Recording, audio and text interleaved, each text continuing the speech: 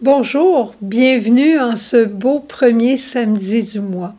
Le samedi du mois, le premier en tout cas, la Vierge a toujours des secrets à nous dire.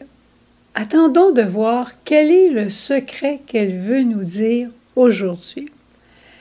Elle nous tourne d'abord vers l'Évangile. Et dans l'Évangile, on voit que ça se passe un jour de sabbat, qui est un peu comme notre dimanche à nous. Et Jésus traverse, tu connais l'histoire, il traverse des champs, il est avec ses disciples ont faim, et ils arrachent des épis et ils commencent à manger.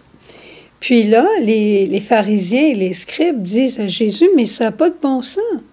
Tu ne peux pas faire ça le jour du sabbat. Même toi, tu guéris le jour du sabbat. Tu ne peux pas faire ça. Est-ce que Jésus veut ridiculiser la loi des Juifs? Non. C'est clair qu'il ne veut pas la ridiculiser, mais il veut dire que parmi eux, il y a plus grand que la loi et c'est lui. Jésus vient dans cet évangile annoncer sa divinité. Je suis le maître du sabbat. À un autre moment donné, il va dire, il y a plus grand que le temple parmi vous. Puis pour un juif pieux, le temple, c'était ce qu'il y avait de plus grand. Et Jésus va dire, il y a parmi vous plus grand que le temple. Il parle de sa personne à lui. Jésus doit dire de lui-même sa divinité. C'est impressionnant, hein?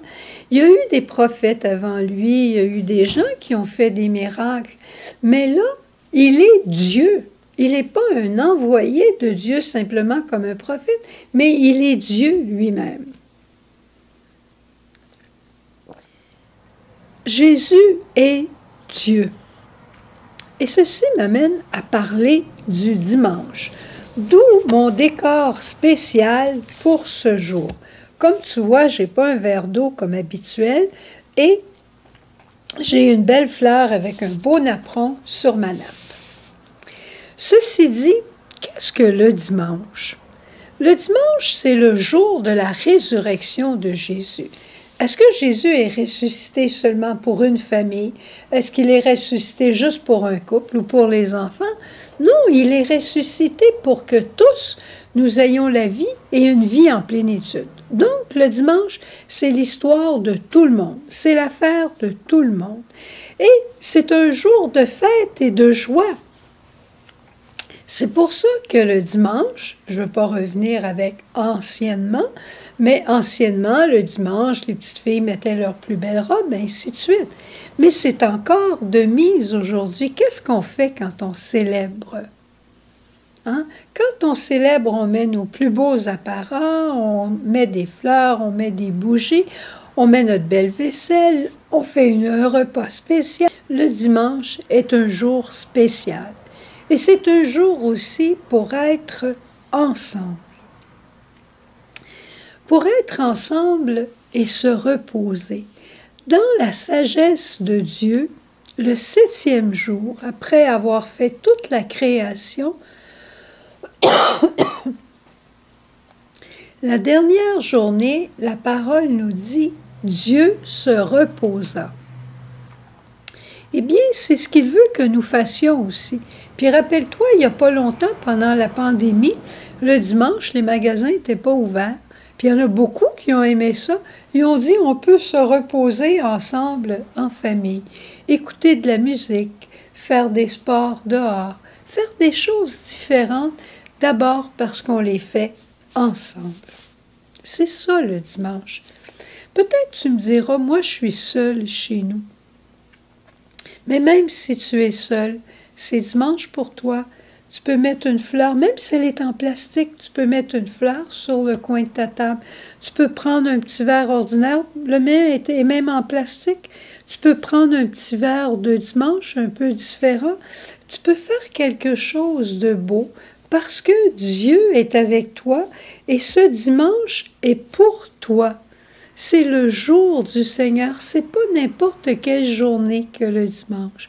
On a envie de se peigner un peu mieux. Le dimanche, c'est un jour de fête, un jour de joie. Il ne faut pas l'oublier, il ne faut pas se laisser submerger par tout le travail qu'il y a à faire le dimanche en disant c'est juste un jour comme les autres jours. C'est pas vrai. Le dimanche est un jour de fête. Alors, et nous, dans la famille, on a une belle tradition, je crois. Le dimanche après-midi, c'est de dire notre chapelet ensemble. Tous les jours, on dit notre chapelet seul, mais le dimanche après-midi, on le dit ensemble et on prend un temps pour remercier le bon Dieu pour la semaine qu'on vient de vivre. Un peu comme des enfants ou des familles qui vont visiter leurs parents. On va visiter grand-papa, grand-maman. Bon, bonjour, bonjour, comment ça va? Qu'est-ce que vous avez fait de bon? Puis là, on se met à raconter ce qu'on a fait de bon. Ben, c'est ça qu'on fait le dimanche après-midi, après le chapelet. On raconte au bon Dieu ce qu'on a fait de bon, puis surtout ce que lui a fait de bon pour nous. Et voilà, c'est ça qui change la trame de cette journée et qui en fait un jour du Seigneur. Vu qu'on est juste à la veille de dimanche, je te dis, essaie de faire quelque chose de spécial demain. C'est un petit secret que je veux te partager de la part de Marie pour que tu vois que ce jour du dimanche, c'est le jour du Seigneur, c'est le jour de la résurrection et qu'il soit pour toi demain un jour de vie nouvelle. Amen. Bon dimanche!